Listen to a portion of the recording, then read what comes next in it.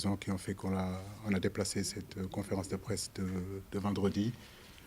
En profiter aussi pour présenter mes condoléances à toutes ces familles-là qui sont en souffrance et qu'ils sachent que nous sommes avec eux.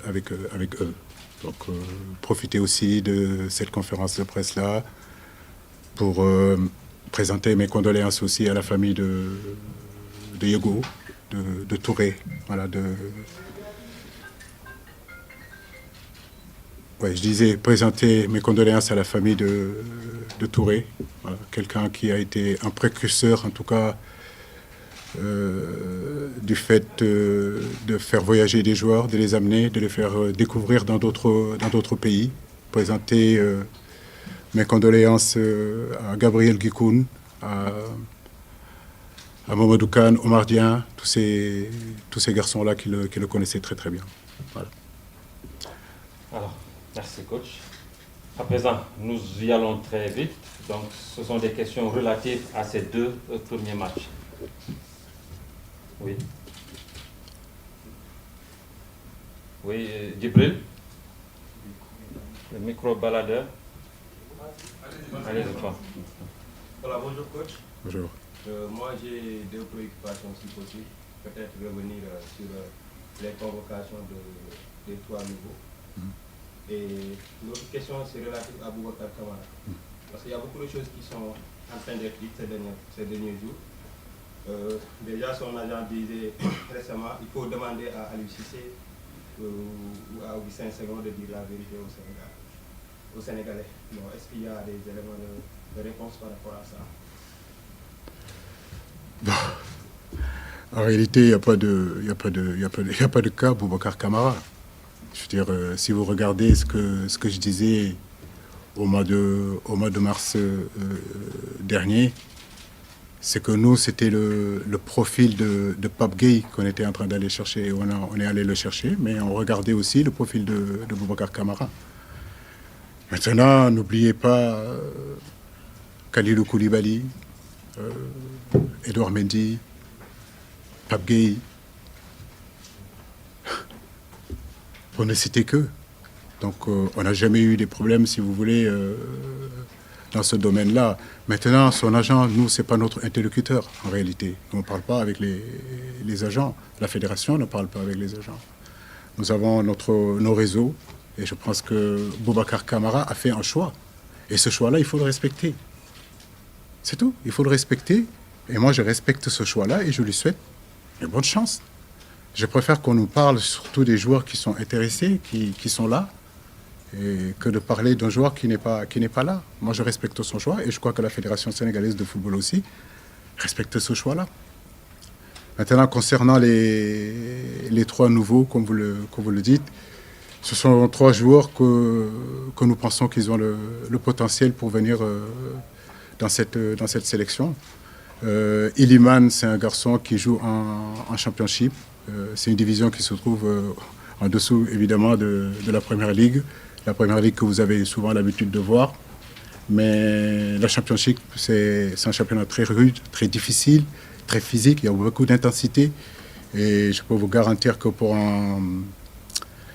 un attaquant, évoluer là-bas, ce n'est pas évident. Donc, sa deuxième partie de championnat a été meilleure parce qu'il a été quand même plutôt décisif. Il a marqué 6 buts. Il a une marge de progression. C'est un garçon qui est capable de jouer sur tout le front de l'attaque. Ailier gauche, ailier droit, sous l'attaquant, attaquant gauche, attaquant droit. Donc je pense que c'est intéressant de le voir, de le faire venir pour qu'il comprenne aussi quel est son statut dans cette équipe nationale-là et ce qu'on attend de lui. Il a une bonne marge de progression aussi.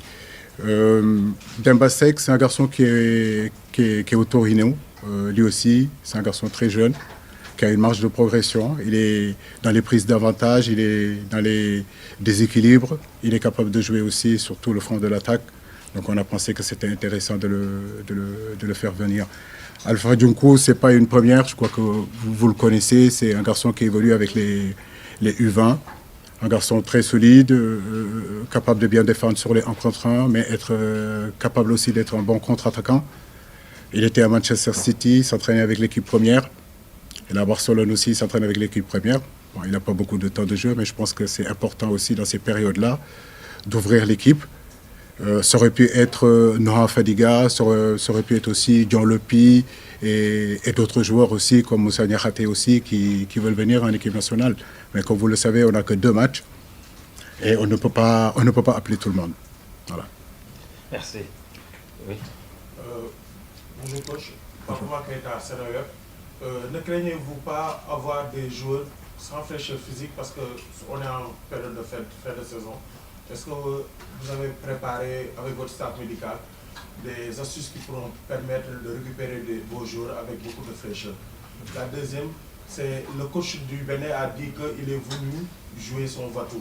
Est-ce que ce n'est pas cette envie de battre le champion d'Afrique peut être quelque chose qui va peser sur la balance et amener beaucoup d'émotions sur le match? Non, je pense que nous allons aborder ce match face au Bénin avec beaucoup d'humilité, parce qu'il faut qu'on reste concentré, même si on est champion d'Afrique. J'entendais mon grand frère Lamine Dia disait que maintenant le Sénégal est l'équipe à battre, mais bon, avant qu'on soit champion d'Afrique, on était l'équipe à battre. Aujourd'hui, on le sera encore beaucoup plus, on sera encore beaucoup plus attendu. Maintenant, comme j'ai dit, ne pas oublier que notre dernière rencontre contre le Bénin n'a pas été toujours facile. Voilà, ça a été un match très rude, très compliqué. Ils ont des joueurs très intéressants. D'Almeida dans le milieu, il a un gros volume de jeu. Dossou, Soukou, Steve Monet, bien sûr, Poté, ce sont des garçons quand même qui sont intéressants. Verdon derrière. Donc oui, aujourd'hui, cet entraîneur-là, c'est l'héritier de Doucier dans la mesure où il était son adjoint. Et je sais très bien qu'il ne vienne pas avec en victime ici à Dakar. Mais nous, je crois qu'on a la confiance aussi de nos dernières sorties, où on a fait quand même des choses assez intéressantes, surtout le dernier match ici contre l'Égypte. Et donc nous devons continuer notre progression. Voilà. Par rapport à la fraîcheur? Par rapport à la fraîcheur, c'est vrai que nos garçons ont beaucoup compéti, mais il faut comprendre aussi qu'il y a une différence de niveau. Il y a des garçons qui ont beaucoup compéti, d'autres qui ont moins compéti et d'autres qui n'ont pas du tout compéti, mais qui continuent à s'entraîner dans leur club. À mon avis, avec la semaine qu'on va avoir, ils ont coupé un petit peu, ils ont pu récupérer. Le fait, en réalité, d'être resté 2-3 jours, surtout pour ceux qui ont beaucoup joué, je crois que c'est pas mal aussi au niveau de la récupération. Et cette semaine, on va commencer à travailler, essayer de les pousser pour justement retrouver vraiment cette force qui nous permettra d'être bien sur le match contre le Bénin et contre le Rwanda. Merci. S'il vous plaît, cette fois, c'est juste une question. Une question à l'intervention. Oui, une dame, madame. Bonjour coach. Bonjour. Je m'appelle Dieba, je suis journaliste à Immédia. Pour le frère Boubacar Kamara, ce n'est pas très clair dans ma tête. Je voulais des explications. Est-ce que Aliou Cissé est entré en contact avec les joueurs? Oui, rentrer en contact, oui, mais est-ce que je lui ai parlé? Non. Ça veut dire que nous, on a une façon de travailler qui fait qu'on a des gens qui s'approchent du dossier, qui travaillent sur le dossier, qui font qu'à un moment donné, on a des retours ou on n'a pas de retour. Mais est-ce que j'ai parlé avec Boubacar Kamara? Je l'ai dit au mois de mars. Je n'ai pas parlé avec Boubacar Kamara. Est-ce qu'on a travaillé sur le dossier? Je vous dis oui, madame, nous avons travaillé sur le dossier. Voilà, c'est un peu plus clair? Par rapport à cette question, ça n'a pas abouti pour le travail que vous avez fait concernant Boubacar Kamara? Pardon? Le travail que vous avez fait par rapport à Boubacar Kamara, pourquoi? Qu'est-ce qui a bloqué sa convocation? Mais son choix? C'est ça, c'est son choix. À partir du moment où il fait un choix, que voulez-vous que je fasse? bëgg naa la bëgguma la mais jarul werante jarul xuloo xeex wala. Oui, ok. Hein?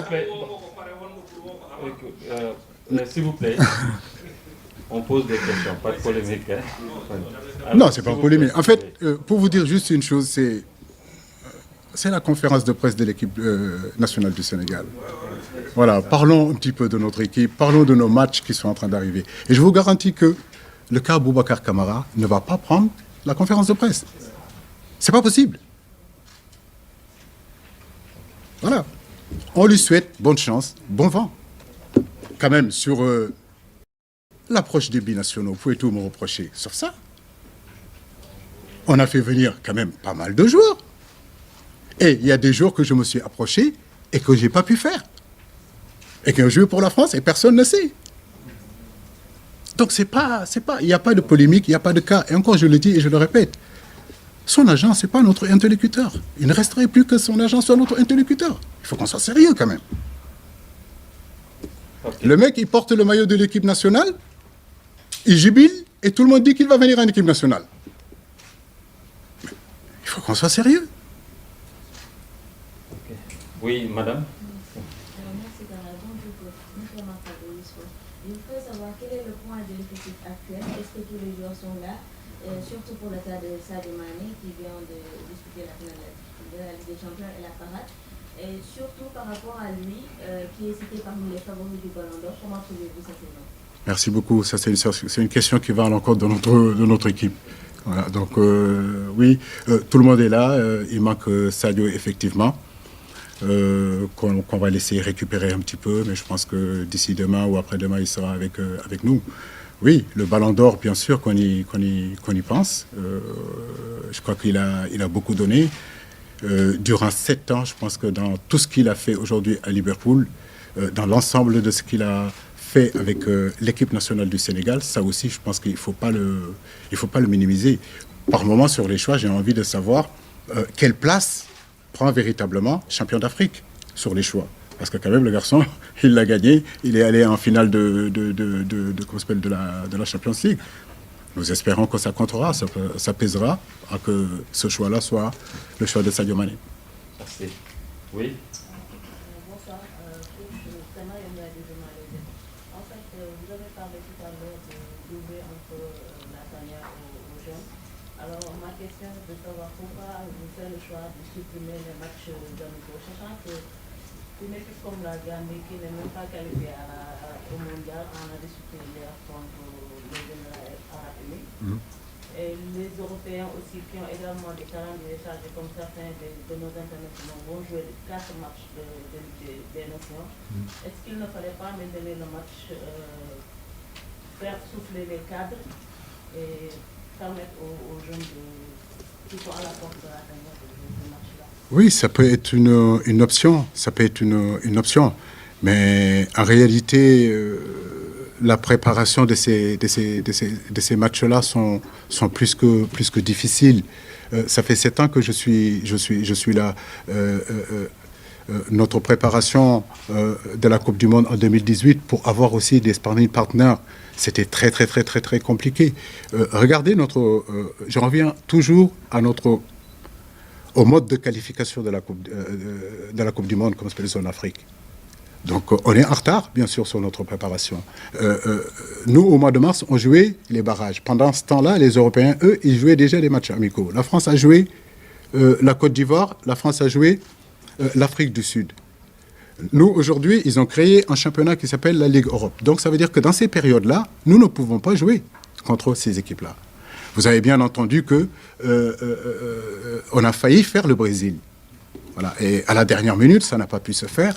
Donc ça aussi, c'est des tratractions, c'est des choses qui vont au-dessus du coach, qui vont au-dessus, à un moment donné, de l'aspect technique. Voilà. Un joueur, une équipe qui veut vous jouer, il vous donne votre aval, allez, à 90%, 95%, et à la dernière minute, il vous dit, écoutez, je ne veux plus jouer.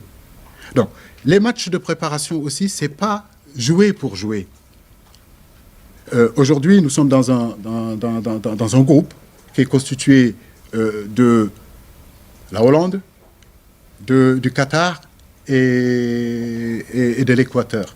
Donc, en réalité, quand on prépare aussi une compétition, c'est essayer d'avoir des sparring partners qui collent au profil de ces équipes-là.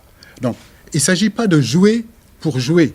Si c'est jouer pour jouer, oui, bien sûr qu'on peut jouer. Mais nous voulons préparer une Coupe du Monde avec aussi des sparring partners qui peuvent coller aussi au profil de nos adversaires. Oui, on prend les 2 dernières questions. Oui, au fond, monsieur. Bonjour, coach, c'est Ali Faye du Quotidien Stade. Coach, depuis le tirage des boules de la Coupe du Monde, on ne vous a pas entendu parler des adversaires du Sénégal. Il y a les Pays-Bas, il y a l'Équateur et le Qatar. que vous pouvez revenir sur des adversaires un peu de votre Afrique? Oui, le Pays-Bas, il y a pas. Est-ce qu'on a présenté le Pays-Bas? Tout le monde connaît le Pays-Bas, grande nation de football, de grands tacticiens, de grands techniciens, de très grands footballeurs, une équipe aussi dotée d'énormément de qualité. Une équipe qui fait partie pour moi des meilleures équipes européennes. Voilà, mais comme je l'ai dit, nous sommes aussi champions d'Afrique. Nous cheminons ensemble depuis des années. On a quelques certitudes aussi en nous. Et nous irons en tout cas défendre nos chances du mieux qu'on puisse le faire face à ces équipes-là sans complexe. L'Équateur, c'est une équipe qui a le profil à peu près d'une équipe africaine, voilà, qui joue dans la verticalité, qui est capable d'agresser, qui est capable de prendre la profondeur. Donc on se prépare aussi à un match très très très rude. Le Qatar jouera chez elle. Peut-être que les gens penseront que dans cette poule-là, c'est l'équipe la moins forte. Mais c'est à prendre au sérieux. Donc nous les préparons aussi, on les connaît, on les étudie. Nous travaillons tous les jours pour préparer ces matchs-là. Une dernière question. Bonjour. Vous êtes, si je peux dire, un spécialiste des éliminatoires. Et cette fois-ci, vos adversaires-là, est-ce que vous êtes fixés pour faire un 100% ou bien craignez avec, quand vous parlez le poids des champions d'Afrique, vous ne craignez pas que les matchs soient plus difficiles qu'auparavant? Les matchs ont toujours été difficiles et resteront difficiles et continueront à être difficiles. Maintenant, comme je dis, j'entends les gens nous dire oui, l'Afrique, le Sénégal est sur le toit de l'Afrique, le Sénégal impose sa suprématie. Mais oui, c'est bien d'être sur le toit de l'Afrique, mais je pense que c'est bien aussi d'avoir d'autres ambitions, d'aller voir ce qui se passe dans le ciel et dans les étoiles.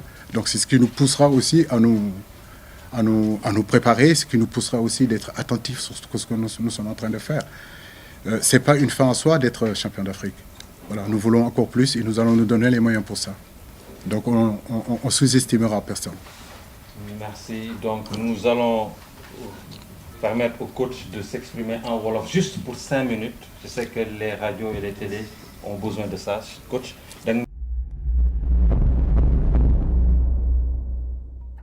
cheetetetet mais yow sa waay yow fu ñu la fekk yaa ngi ci kanamu ordinateur bi wala sa kanamu tablette ba sa téléphone portable lu xew mais damay lire ay information waaw xoolal boo bëgg am ay information yu leer nañ et en temps réel duggal ci www.senegal7.com ay information yu wóor man de maa ngi application Sénégal 7 lépp lu xew dama koy jot ci sama téléphone ci tàng bi te nag application Sénégal 7 am ko yomb na da ngay dugg ci Play Store wala Apple Store nga télécharger ko rek xam li xew ci réew mi ak la xew ci bitim réew te nag dara du ci umpu. Vous voulez des informations en temps réel? Cliquez sur www.senegal7.com. Sénégal 7, le roi de l'information en temps réel.